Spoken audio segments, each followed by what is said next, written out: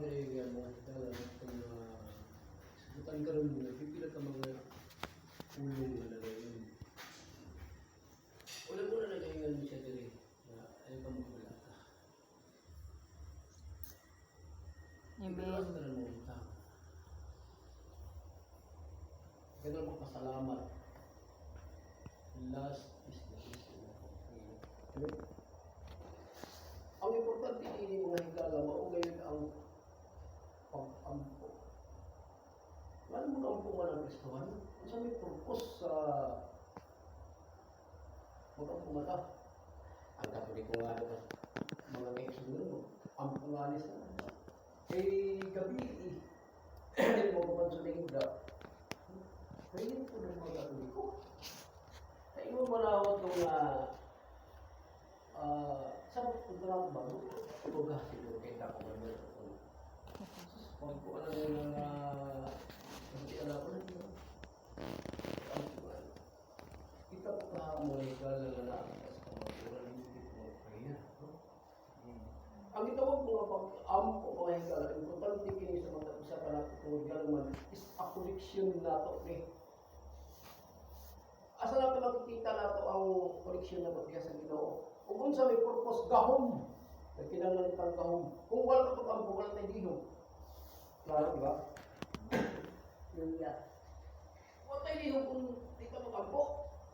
Wala tayo gahom kung di ka mag-pray. Yung mabito, giinin siya din. Ang importante diya, mauaw pag-ampo. Di ba lang diya? Tingnan niya ka sa balakas sa Diyos at hindi kung yung ano yung kailangan uban akong pasalamat sa mga pag-ampo. Distance thanksgiving, naano mga thanksgiving hapon. Na mga hangyo na ito, pasalamat. Ang importante ni nga mga pag-prayer na ito, sa personal na ito kung magaling, kinanglan, ano ni kita ay pag-ampo sa Diyos. Kung tuwa ka mo sa tingin kagalingon, pag-prayer ka, hindi naman ka ikaw mismo sa iyong kagalingon. Pray mo pamilya. Kasi magkaubanin mo sa church. I-pray mo yung pamilya sa church. Kasi yung pastor, i-pray mo yung pastor ba? Importante ka na. Ang pastor mo, ampunin nyo. Masabang pastor, pag-ampo ang mahigala kaysa ka karatok. Naintindihan na to? Kaya kung dili pa ako pastor mo mahigala, pag-ampo na ko. Kinabalagin pa na ako. Dito salamat sa mga panalangin. Wala mo mag-isa na buntang ko. Kung sa dihan na may tampong ko o mga samanini o may balot kita kung asa padulong nga itong mga pagampo. Kung nalipay ba ang Ginoo, wala. At ito na rin dito ako mga higala, mga higisunan. At doon ay pagampo nga dili ang Diyos malipay ba yan? Kaya nga naman yung mga uy, pagampo man siya sa iyong paginagulan. Lord, kinala mo sakyanan. Lord, kinala mo magtao. Lord, kinala mo bugas. Kung sabi kaya po natin, tiyan, ang atong spiritual, mutubo, kinikin na ito sa atong lawas. Kung sa King of Jesus Christ, aron mutubo ang Lord Jesus Christ lawas. Amen? Pinaagi sa atong pag-ampo. Balatian, mga sakit, asa man na itong hangyo. Hindi sa Ginoo. Bumikal po ka na ito, pag-ampo.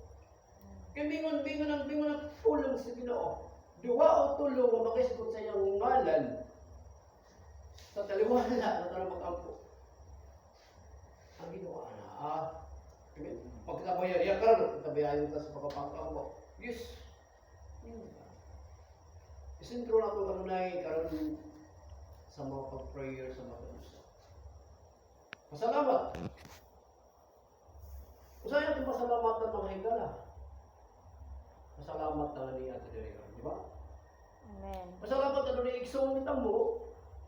Hindi lang yan. Itang Tambo, Tambo, Pastora. Layo nga rin na. Di ba? Masalamat yung yan. Salamat nga ni kita tungod alam sa dakong katuyuan sa atong iglesia. Amen? Aron mo po, mudako, mulambok, ang bulatan binibulatan sa personal sa tao.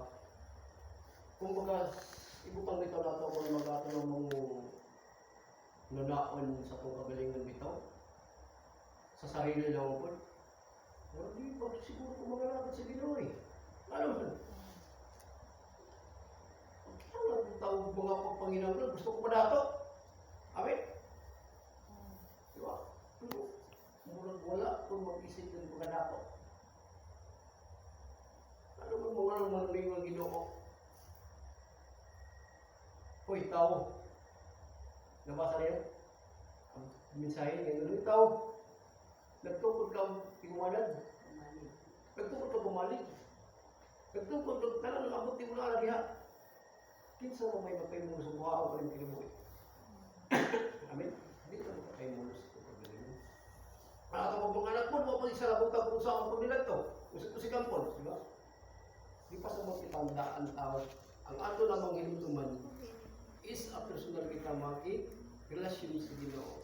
Kung tinudon lang nato ni pagpangalagan, hangtod sa walay katapusan. Kaya nga naman, sumunod ka nila ng kapatid istorya, may tumawag ng Ginoo. Klaro, di ba? Usay kayo ng Ginoo. Ano na yung linog? Ano na yung bagyo? Kung sa mga dunay mga kubat.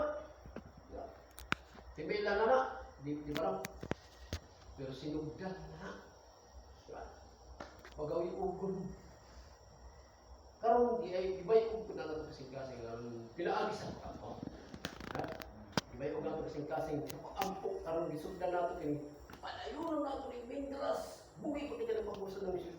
Amen. Palayunan mo nato ni. Kay tungod kay ang Ginoo nalipay ni pagbuka mo nato ang buhat ni Satanas. Amen. Walay na ang yawa. Nini nga panahon, nini kita nag-ampok. Rito kung nagkatanan. Tungod na naman, dako ang atong Diyos. Gamanan sa gamanan, hari sa nang hari. Amen. Siya ang atong paglaom. Huwag wala lain pa, iibigin pa yung sa drama. Amen. Iuta. Atong Diyos. Siya lamang. Amen. Dalay ko, ano kang Ginoo? Magdihan mo. Edit mo. Tasot na siya. Dati balik ko di payag ako sa Ginoo. Pasuralalay ang po sa puwan. Sa mga message. Yes, Padre God, salamat Ginoo sa pagkamayo na ito ikaw sa wala katapusan ng Diyos.